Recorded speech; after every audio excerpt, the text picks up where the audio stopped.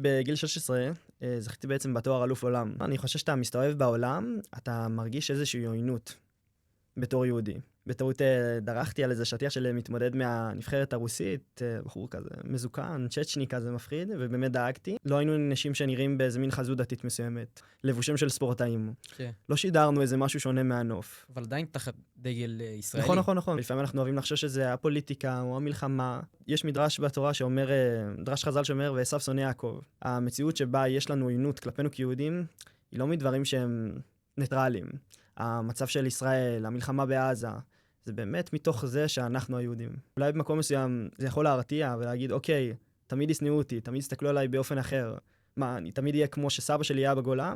באיזשהו מקום כן, היום ברוך השם אנחנו חיים במדינה, אנחנו חזקים, אנחנו בטוחים בעצמנו, אבל יש לנו משהו מיוחד. ולא משנה איפה נהיה ובאיזה מדים, אנחנו עם אחד, ואנחנו יודעים לשמור על עצמנו. וזה לא סתם קורה.